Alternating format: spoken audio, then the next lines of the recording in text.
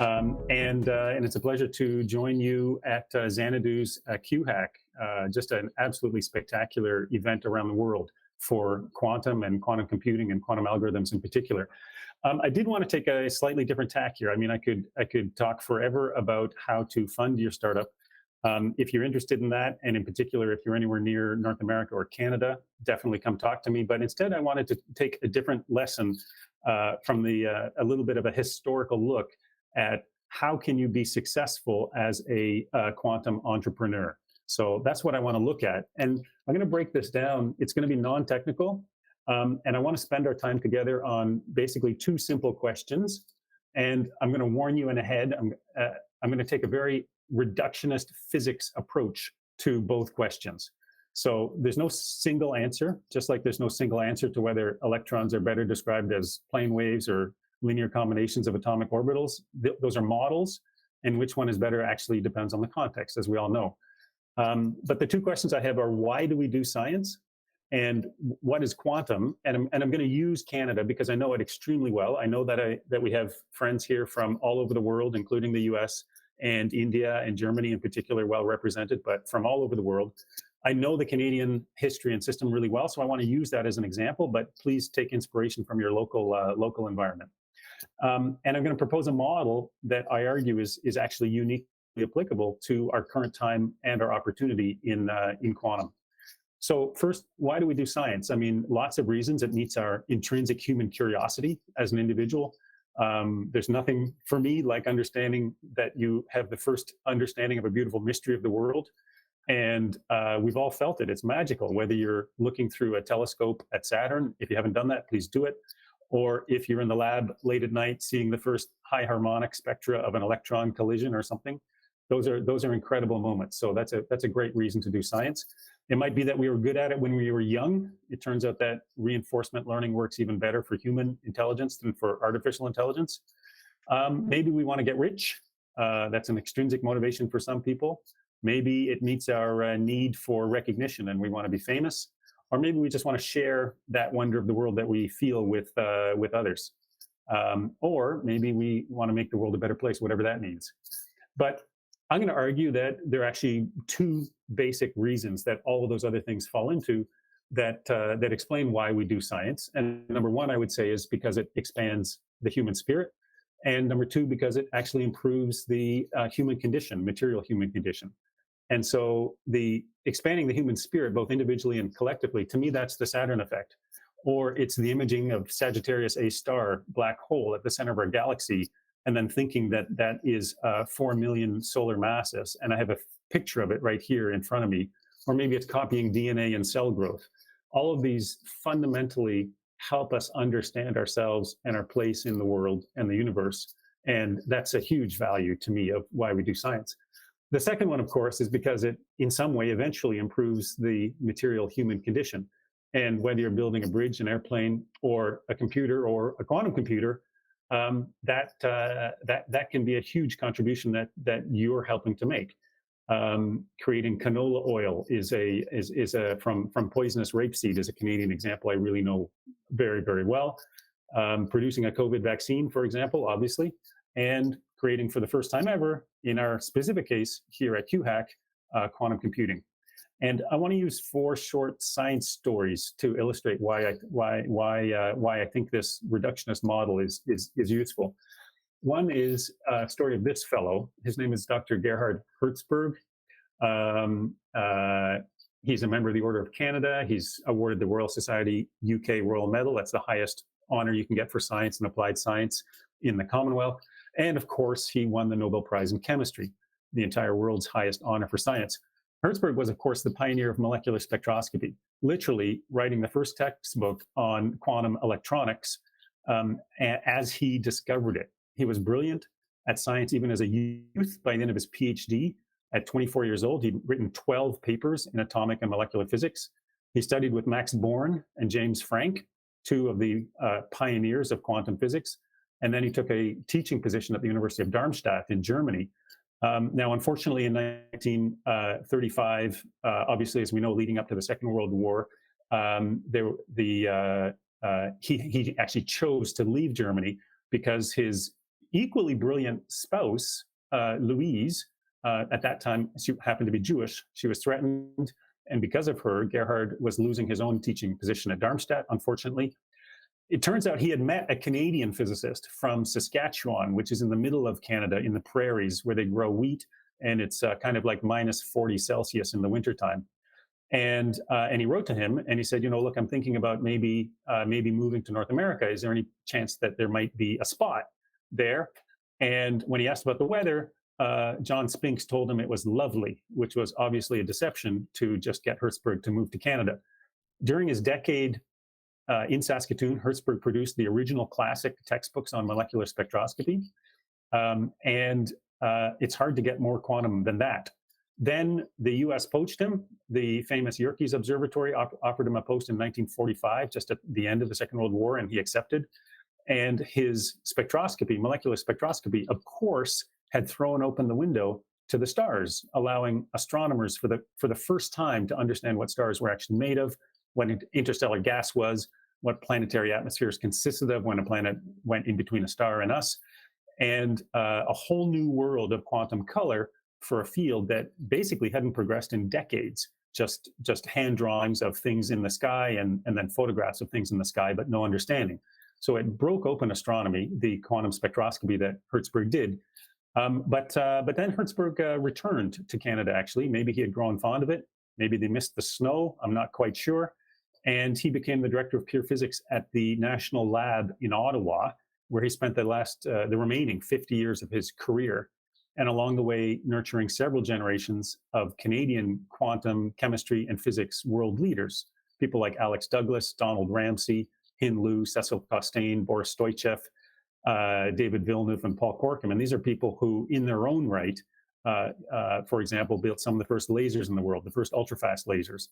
For her part, Herzberg's spouse, Louise Herzberg, became a leading scientist in the radiophysics lab at Shirley's Bay. So I put Herzberg very firmly in the category of making a massive contribution on the expansion of the human spirit, particularly how quantum spectroscopy impacted our understanding of stars and the universe around us. This is another fellow who's another hero of mine from quantum science. Most Canadians will know who this fellow is, Bertram Brockhouse. He also Order of Canada, Canada's highest civilian award, and of course Nobel Prize in Physics this time. He was born in Alberta. He grew up in Vancouver, served in the Navy during the Second World War, and then studied math and physics at the University of British Columbia, and then materials physics at the University of Toronto. And he took a job at Chalk River in 1950. And Chalk River in 1950 had just been built as Canada's first nuclear research laboratory. It's about 200 kilometers west of Ottawa in the middle of the woods. And at Chalk River, Brockhouse revolutionized nuclear physics by measuring the quantum vibrations of solids, phonons, obviously. The reactor was producing neutrons. Neutrons are the tool by which we can see quantum vibrations, phonons in solids. And the definitive breakthrough came in 1955 when the full phonon dispersion curve of a solid metal, in this case it was aluminum, was measured for the first time. That two-author paper happened to be written by Bert Brockhouse and, in fact, my own father, a fellow named Alex Stewart. Brockhouse's, and just a little story here, his insight was legendary. The nuclear physics team used to work problems on the blackboard. That's when we all had blackboards of the coffee room. We still have coffee rooms. And sometimes a problem would stay up for several weeks as it was puzzled out by the nuclear physics team. And one time after Brockhouse had been away on a trip, he came back to the coffee room to find a particularly difficult problem up on the boards. And apparently he looked at it, and to the shock of everybody present, he said, "Oh, that's interesting. That's very interesting. Well, can't be this nor that. So, I suspect it must work out to be this. Have you tried that?" And of course, amazingly, he was right. So to me, that understanding of how solids are constructed, how vibrations in solid work, very different than Herzberg, but again, a huge expansion of human knowledge and the human spirit by, in that case, another Canadian quantum scientist. This fellow's a little different. Wilfrid Bennett Lewis. It's quite likely that few, if any of you, actually know the name of Wilfrid Bennett Lewis, despite the fact that he's arguably Canada's greatest scientist engineer of all time. He's probably the single individual most responsible for creating Canada's excellence in nuclear research, and also the single individual most responsible for creating Canada's nuclear power reactors. They're called CANDU reactors. Lewis studied nuclear physics at Cambridge with Rutherford, then shifted to radar research during the Second World War, eventually serving as a scientific lead of the 3,000 people team in the United Kingdom working on radar, where, by the way, he was known for ignoring hierarchy and bringing together directly the researchers developing radar with the industry manufacturers and the military users in regular meetings that, and again, you need to understand the context of the times, but these were known as his Sunday Soviets, where just meaning a meeting of everybody is what it really means. And following the war, he moved to Canada in 1946. And for the next 30 years, he was the scientific director of Canada's nuclear R&D program, a program that led the world in both nuclear science, quantum nuclear science, and the application of that science to build something useful, which was the nuclear power reactors. It's clear that Lewis believed in the intrinsic value of basic research, but he also felt very strongly that scientists needed to continually strive to solve society's problems, to apply that science and turn it into technology. And he was personally driven to do so. He had an engineering and administrative staff, of about 1,300 people, grew to 3,000 people, and nuclear science teams of maybe 100, which he protected.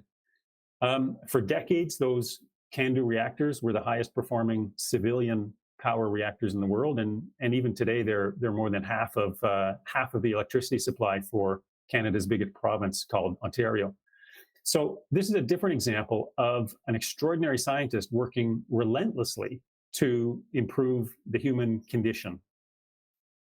And here, again, another individual, quite likely that few, if any of you, actually know who this person is, Sylvia Fedoruk, despite the fact that she's actually probably Canada's most impactful medical physicist of all time. And she was the top undergraduate student at the entire university in Saskatchewan, where she went to school, evidently a hotbed of quantum physics, because that's where Herzberg was as well. She was also on almost every sports team the university had. And she went directly into nuclear medicine research, probably because it was maybe one of the only choices that she had at the time. She was, of course, she was the only female student in her engineering physics class at the university. And she became involved in the development of the world's first cobalt-60 medical radiation therapy units and the first nuclear medicine scanning machines in the world. They called it, interestingly, the cobalt bomb at that time. The atom bomb was still in people's heads. It was shortly after the war. And it was the first of its kind to successfully use targeted radiation to treat cancer in a patient anywhere in the world. Fedoruk's own contribution, she did a very in-detailed study of radiation depth dose measurements to understand how much radiation was the right amount to kill the tumor when concentrated, but hopefully not kill the patient who had the tumor. She was the chief medical physicist at that cancer clinic for decades. She was the first woman on the Atomic Energy Control Board of the country, Canada. And in just another statement of how her contributions went beyond the science into the translation, she also became the chancellor of the university, again, the first woman to fill that position. And then finally, in 1988, she became the lieutenant governor of the province of Saskatchewan. And that originally, that was actually a very powerful role, the Queen's representative in Canada when Canada was still part of the Commonwealth. But in current days, that's actually, I think, more akin to the spirit keeper of the community. And she obviously represented that. So for me, again, Sylvia Fedoruk, like W.B. Lewis, it's just hard to find a stronger example of an extraordinary scientist, a quantum scientist here, who is working to improve the human condition. And so that's my reductionist model of why we do science. It's because it expands the human spirit, yes, and also because it expands the material human condition. So what's quantum now? And again, I'm going to stick with Canada because I know it very, very well. And I'd like to answer your question. I've given you a nice little historical view. What is it now? Is it entanglement? Is it superposition? Is it computing? Is it algorithms? Is it cryptography? Is it communications? Okay, long list there. And at the end, I have all of the above or none of the above. And that's what I'm going to choose because, of course, this is a quantum talk. So it has to be two things simultaneously. And I'll argue that it's both all of the above. Of course it is. And it's also, in a sense, none of the above. Some conversations revolve around whether pure quantum, is only entanglement and superposition. This debate is kind of exclusive, and I don't find it so helpful. Although obviously there is a pedagogical correctness to it. But outside academic circles, nobody understands entanglement and superposition anyway. So I would suggest we rather be inclusive with a larger big tent definition, and we include the evolution of classical optics and indeed everything I've talked about, the spectroscopy that Herzberg did and the quantized vibrations in solids that Brockhouse did, and how that got turned into nuclear power and radiation therapy for people. On that, none of the above, I think what society actually cares about is whether quantum actually turns into something useful to society, which the simplest measurement of is actually just high-value jobs. The interesting thing for me is that quantum is at a point in its trajectory, and I don't know whether you want to call this the second quantum revolution or the third or 4.0 or whatever the hell you want. It doesn't matter. The point is that we are at an inflection point where there is, without question, some of a new green field out there. And what that means is that large incumbent research groups and industries do not have a unassailable head start. And that means that quantum right now is actually dominated by creative new startups. So that's a good place to be. I would argue that the Herzberg and Brockhouse model is alive and well. There's no quantum uncertainty. If I just look at the Canadian research groups, quantum research groups, here's a short list of principal investigators, some of them leading large groups of researchers. There are a ton of really excellent researchers and research teams working on what I would call the first bucket of the science and the science that knowledge generates enlargement of the human spirit. And I want to say that I feel that that's very right and proper. And I want those people to keep going. And they're desperately needed to keep us at the top of our collective game.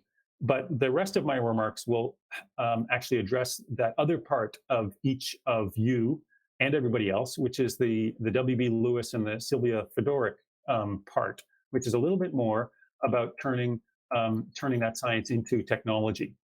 And it turns out that when we measure that side of the equation, that Canada actually is not doing quite so well. So I'll just show you one or two things that are kind of neat here. That in terms of universities, Canada is doing extremely well. We don't have that many, but the ones that we do have are really fantastic. And if you look at per capita, there's a huge pool of really well-educated people, including overweighted in quantum. But if you say, how does Canada turn that quantum excellence in science into technology? It's not quite as good as you might hope. Actually, we don't do as well at that. And unfortunately, if you look at Canada as a country with unbiased eyes, you'll see that Canada actually exports more raw gold than it does planes, helicopters, and spacecraft. So that's just the situation that we're living in. Quantum has the opportunity to change that because it's new. It is somewhat greenfield in the way that we're now addressing quantum, and obviously that's true in quantum computing, particularly. And it's a new kick at the can for anybody that has the wherewithal to actually make a run at it. So for me, after decades focused on research, I'm going to call it the second quantum revolution. Whatever else you want to call it is fine with me. That is already in high gear, and you can see it by the investments that are happening there in quantum startups. And on the right side there, that could be a plus or a minus. If you're kind of Canadian, proud of being Canadian, as I am in some degree, then you would say, whoa, how come all this other money is flowing into Canada? If you're doing a startup, then it's actually a great thing, because that means you can live in Canada, which is a nice place to live, although rather chilly in the wintertime right now.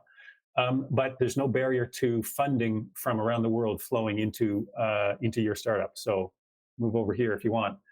And there are a couple of great cities there. Among the world's cities that are growing as tech hubs, Toronto, Vancouver, and Montreal are all doing extremely well. So the startups are cranking out from those research institutions. This is a short list of startups, of which I think only one of them, which would be D-Wave, existed more than 8 or 10 years ago. Everything else is net new startups created in Canada in the last handful of years. And that to me is a great thing. So here we are. What does it take to make one of those startups successful? What does it take to write a new chapter here for you guys as part of or the founders of a new quantum startup? And to be successful in this model of scientist, engineer, entrepreneur, like W.B. Lewis and Sylvia Fedoruk. And for me, it's actually just 4 things: intelligence, ambition, tenacity, and some wisdom to boot there. So in this crowd, intelligence is a given, no problem. And I'll just spend a few more minutes talking about the other 3 things that I see there. In 2012, and this is a lesson that was taught to me by Zuhair Mansourati, lovely gentleman. I met him in 2012, actually at a science and policy conference organized incredibly by Agnes Herzberg, who, yes, is the daughter of Gerhard Herzberg. Agnes is herself a renowned mathematician. I had been back in Canada for about 3 years after 15 years in Silicon Valley in the US Bay Area. And I was complaining to Zuhair how frustrating it was that everyone I met seemed to follow this unambitious startup business model of making $5 million and then building a cottage. Canada has lots of wilderness, and building a cottage is a nice thing to do if you enjoy that wilderness and want to have a nice place to relax. So I was complaining to him that there were all these people that were starting businesses and making $5 million and then going off and building a cottage, whereas in Silicon Valley, of course, there was only one reason to make $5 million, and that was so that you could step up to 50. And there was only one reason to get to 50, so that you could step up and get to 500. And I complained, how could these Canadians all be so spineless?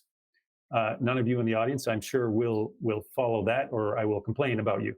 But Zuhair didn't openly call me an idiot.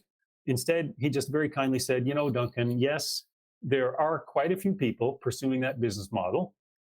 He said, you're right. And if you think about it, you're not actually being helpful. And instead, he said, go find that small number of Canadian entrepreneurs who actually do want to conquer the world with a combination of intelligence and ambition and tenacity and wisdom. And he said, just work with them. So that was a kick in my ass. And since then, I hope I can say that I've taken some of his advice. So I'll use 2 examples, contemporary examples here. One is Christian Wiedbroek. Christian is the founder and CEO of Xanadu Quantum Computing. When I first met Christian about 9 years ago, he was talking about how his world-leading company was going to supply continuous variable QKD to every financial institution around the globe. And then I found out he was sometimes surviving on Kraft dinner and considering sleeping in the University of Toronto lab in case that he couldn't pay his apartment rent. Now, 9 years later, Xanadu has raised more than $250 million in its relentless effort to build a quantum computer, and is obviously one of the global leaders in quantum computing, and especially photonic quantum computing. And for me, that is the type of ambition and tenacity that Zuhair was very gently telling me to go look for. 2 other folks, Julien Cameron-Lémire and Philippe Saint-Jean. They're both from the French province in Canada called Quebec. And when I first met Julien 5 years ago, he was a Sherbrooke grad student, frustrated by the lack of progress in quantum computing based on superconducting qubits. We all know the Google experiments on and IBM work, nice work on superconducting qubits. But there's a problem with those superconducting qubits. Of course, they're very, very noisy and very, very sensitive to noise. Phil was a physicist working on finance very successfully, but I think lamenting the lack of science and inspiration in his finance world at that time. So they joined forces in 2020, and they co-founded Nord Quantique, which is focused on building intrinsically low noise cavity coupled qubits optimized for bosonic codes, for any of you that are interested in algorithms and lower level programming that involve bosonic codes. And that, of course, applies to the work that Xanadu is doing as well. And the thing that stands out for me for Julien and Philippe is that they have learned faster than almost anyone I know from everyone around them. You are not yet the expert. If you are an expert in algorithms or computing or quantum physics or quantum chemistry, you're probably not yet the expert in building and running a business and how to succeed as an entrepreneur. And to do that, in addition to being intelligent and ambitious and tenacious, you also need a little bit of wisdom, or another way to say that is humility, to understand that for you to be successful, you need to be a sponge soaking up advice from everyone around you. And for me, that humility and wisdom is something that Julien and Philippe have done extremely well. So here we are at the end of this quick tour through quantum history. I hope landing in a place that's interesting. That quantum is both the pursuit of knowledge that expands the human spirit, and it's the transformation of that knowledge into technology to improve the human condition. There are wonderful and extremely talented people who are emulating Dr. Brockhouse and Dr. Herzberg on pushing forward the frontier of knowledge in quantum science and quantum information. And there are other people like Wilfrid, Bennett, Lewis, and Sylvia Fedoruk who are working their ass off to turn that advanced quantum knowledge into technology that the rest of us can use. We can't stop striving at it, but on the first part, I would say, some places around the world, and I'll pick on my own country a little bit, Canada is actually doing extremely well. What I think we really need are more scientist, engineer, entrepreneurs like W.B. Lewis and Sylvia Fedoruk. It's incredibly hard, but there's no magic here. It's only that combination of intelligence, ambition, tenacity, and humility. And I am an optimistic individual. I believe every person on this call has that opportunity to follow if they want. It's up to us, no one else, to seize that opportunity and build those new quantum startups.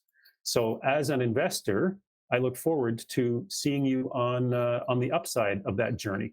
If you actually want to talk about the nuts and bolts of launching a quantum startup and you've committed those 4 principles, then here in 3 seconds is the rest of the boring talk that we could have had. Read the Y Combinator website, read the 50 Years website, and if you're heading into a venture deal, treat it as a skill to master and read the book called Venture Deals by Feld and Mendelsohn. And then you'll be prepared to pick the right lawyer and pick the right venture capitalist. But the only thing that matters are your 4 characters of intelligence, ambition, tenacity, and a little bit of wisdom and humility. Thank you very much. Thank you so much, Duncan. Thank you so much, Duncan. This was a very interesting talk. Also learned a lot about history and about new people that I personally actually didn't know. I am originally from Colombia. Actually, if you're here in the chat, let us know in the chat where you're coming from. I did see some people from Quebec commenting, showing the representation. And probably in all of our different countries, we have a little bit of difference, but these characteristics that you mentioned are key, I would say, wherever you are. So I noticed that what Sohir mentioned was intelligence, ambition, tenacity, and wisdom, but you added humility as well. I personally think it's an important one because it helps you keep track and the vision of where you are, and not get a false sense of if you lose the humility, you might get a false sense of where you are. And if you have the humility, you will also get great people to work with you. So I work at Xanadu. I have had the fortune of meeting Christian Wiedbrock. He's still, like, in a very good sense, humble person, someone that you can talk to, no matter what your role is in the company. you can go and go up to him and talk to him. And he has a desk like everybody else. Of course, the nice desk with the two windows next to him. But really a desk like another. And that's a very important message for all of us. We need to keep working super hard for our mission. So everybody make sure to keep asking your questions in the chat. But in the meantime, I will ask you some questions myself. Please go ahead. Yes. I want to ask you some questions that are first different from what we talked about. And then I will focus on questions regarding your talk. So first, I want to ask you, and this is the signature thing in QHack, we get to know the person behind the talk. You mentioned you did a trip to Western Tibet. And I guess you also had to find some of that intelligence and tenacity during that trip. Let us know what happened in that trip. Yeah, thanks for asking, Catalina. After I escaped from graduate school, I was in California at the time, and I was newly married at that time. Both my spouse and I really enjoyed traveling in the world, and for me, there is tenacity there for sure. There's even more wisdom in some sense, and for me, wisdom and humility are flip sides of a related characteristic. But we did a long trip. It took about a month to go from the city of Lhasa, which is the original capital of the Tibet region, and we traveled west to a mountain called Mount Kailash, which is actually a holy mountain for several of the world's religions, Buddhism, and for Hindu people as well. It turns out that it's very close to the headwaters of four of the great rivers of the world, the Ganges and the Brahmaputra and the Indus among them. And so there's no road, or there's sort of a road. So we had to hire a truck, two trucks actually, one truck to carry some people and the other truck to carry gasoline, because there was no place to get gasoline. And at one point, the truck broke down, and we actually had to lower the transmission of the truck onto the desert and take it apart and put it back together, just in the middle of the night in the desert there. And for me, that was certainly a lesson in there are some things you can control and there's some things you can't. But if you just accept what you can't control, and then you think about what you can control, and then you just work your ass off on it, then things usually turn out okay, actually. So it did take a day to fix that. Later on that same trip, the axle broke, and that took 3 days to fix.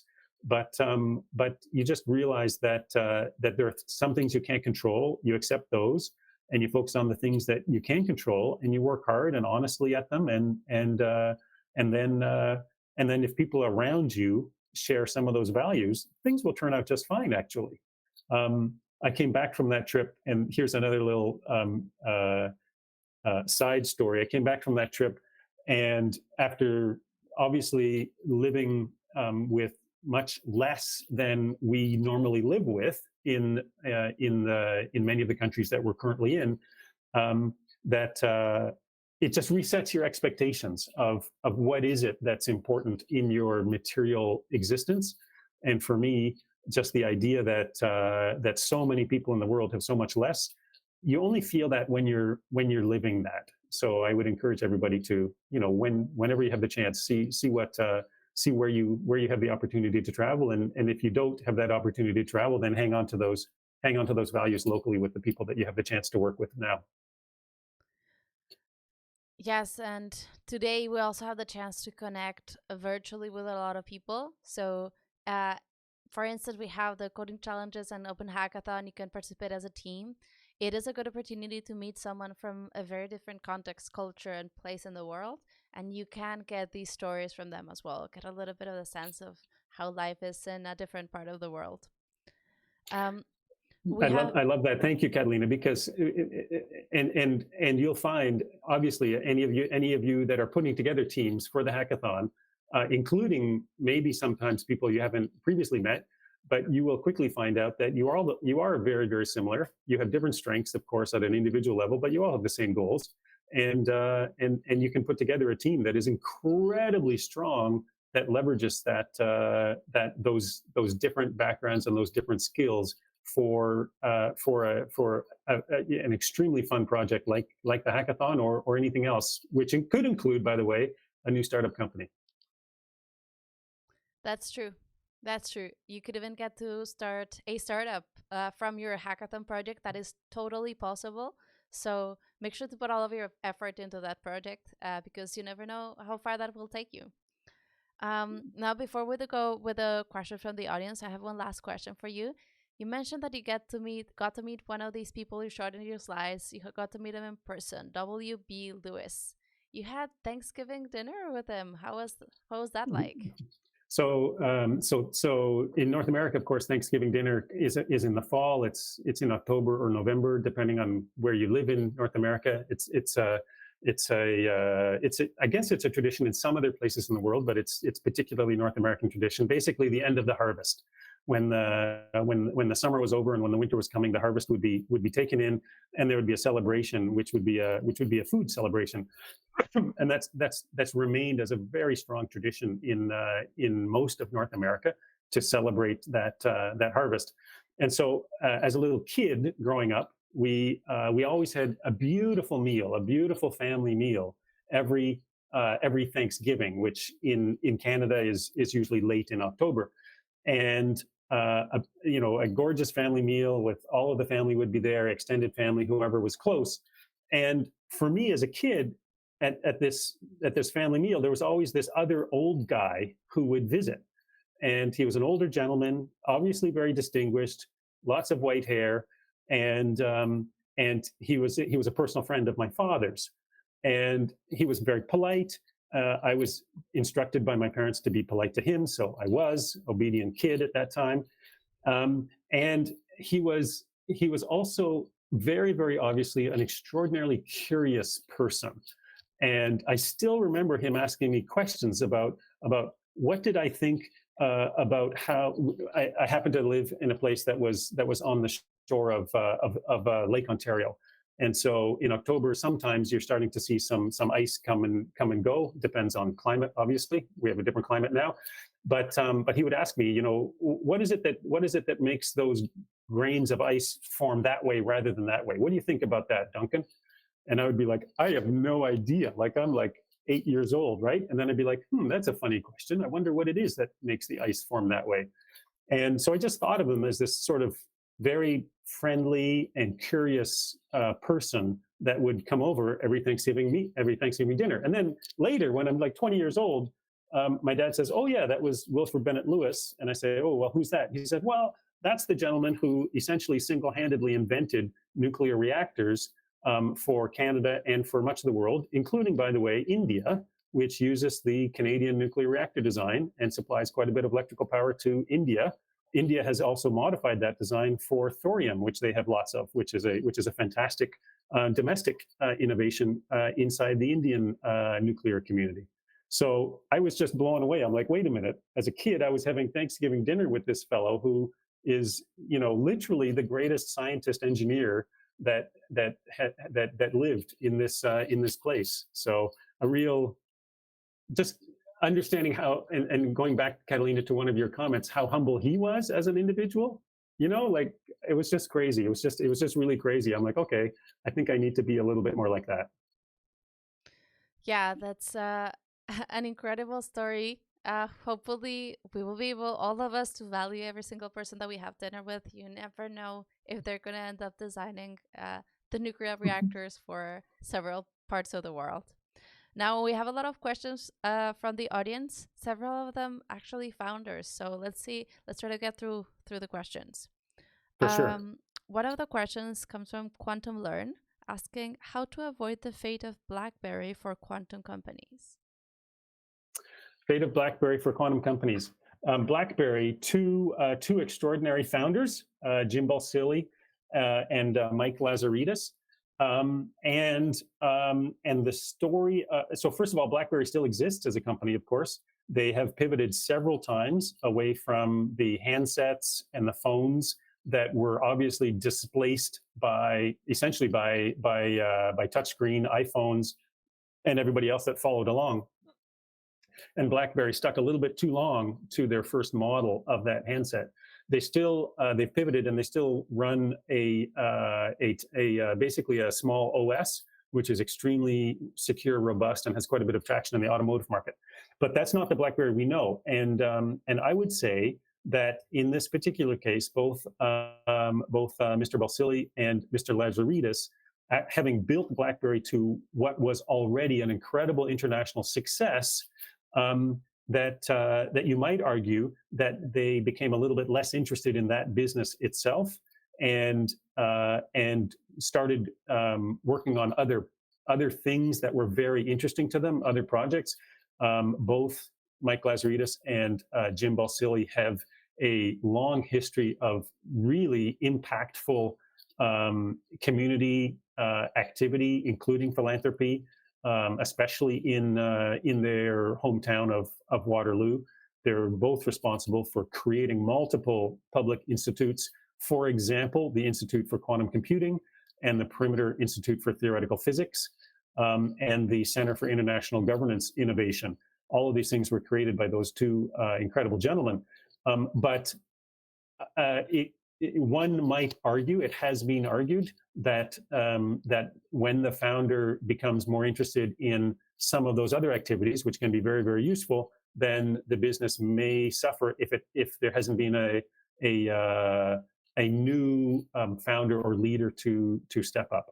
And so I would say in that case, BlackBerry definitely went through a bit of a dip in between Mike Lazaridis and Jim Balsillie, who were the original founders, and the current leadership under Mr. Chen. And the business suffered. There's just no question that the business suffered when if the founders do not have absolutely all of their attention on the business success, as soon as you focus on something else, and this is a very it's a high cost to pay as a founder if you yourself don't believe in your bones that building this business is the most impactful thing that you can actually do with your life. And you need to believe that, because everyone else will tell you you're crazy and you're doing the wrong thing many, many, many times along the journey. You need to believe that. If you believe that, that will give you the energy to stay completely focused on building the success of that business. The moment you lose that focus, then I think you then the risk is that the business itself will be at greater risk and or fail. So that would be my analogy between BlackBerry and any other business or any other startup. As a founder, you need to be so passionate that everyone around you is saying no and you're still saying yes. And that's the passion that will keep your focus on the business. And that focus is what will make that successful. Yeah, focus is key for everything you do, whether it's a startup or something else. You need to be focused on what you're doing. We have a question from Jackie Root. He asks, when I was a founder, she asks, sorry. When I was a founder, I went through an accelerator where a quantum company basically got rejected by investors. How would you go about pitching a quantum computing company? Do you have to convince all the investors to stay on board for the next 1 or 2 decades before net positive cash flow? Right. So this is the other hour or 2 hours that we could talk about. I would encourage you, again, I'm going to just cite those 3 sources that are actually pretty good quality sources. Y Combinator, the website has a ton of information online, including there's a particular piece on basically spinning out your scientific idea into a startup. And quite a bit of the quantum realm fits into the idea of building on a scientific breakthrough and turning it into a technology, like some of the stories that we talked about already today. The 50 Years website has a similar article from a couple of different angles, so that's also useful. And then if you're actually going into a venture deal, then I would read the book called Venture Deals by Feld and Mendelsohn, and that will give you information. But another piece of the short answer to that direct question is that, of course, it all depends. And venture capital is not the right answer all the time for every business. Like 100% not the right answer. And venture capitalists, the secret that's no secret there is that every investor, particularly experienced venture capitalists, are looking to invest money in a company that has a big inflection point in the not too distant future. And obviously, then you're investing money at when the company has a lower value. If there's an inflection point, the company suddenly grows in value, then obviously you get a return. So if you're looking at a quantum company, and in particular a quantum hardware company, where that inflection point is potentially a long way in the future, then venture capital may not be the right answer for you. In quantum computing specifically, it is still sometimes the right answer, because the investment, you can think of mathematically a very simple discounted cash flow. If that inflection point is soon, then the market and the cash flow profit that you need to justify the investment today is not so big. If that inflection point is further in the future, like 10 years or 15 years, then the market better be bloody enormous. And you better be betting on a company that you think has a reasonable shot. So you need to multiply the size of the market times your probability of the company making it there. And then you need to discount that cash flow back the 10 or 15 years to get to today. So it's mathematically very, very simple. The hardest thing, of course, is estimating the success of the company. And unless you're extremely confident, unless you're very confident that the company has a pretty good chance of getting a big piece of that extremely large market, then it doesn't make any sense at all to make a bet. You might as well buy a house or put the money in some bonds or in a much, much less risky blue cap equity investment of some kind. Sorry for that long diatribe. It's all simple to understand, and the math is simple for anybody who's on this call. So I would just say work through the math and you'll understand it too. Yeah, I think that's a good suggestion. We will continue with another question, this time from Andre Sulid. Says, very good presentation. Could you tell us more about your investments in quantum computing companies? What has been your best investment in this field, if you want to tell us? And what do you think would be the economic impact of quantum computing in the next decade? So sure. So full transparency. The fund on which I am a partner, it's a deep tech venture fund based in Canada. We invest in Canadian companies. That's why I know the Canadian ecosystem so well. I did spend 15 years in the US, so I know that system quite well as well. We have two explicitly quantum investments right now. One is Xanadu Quantum Computing, and the second is Nord Quantique.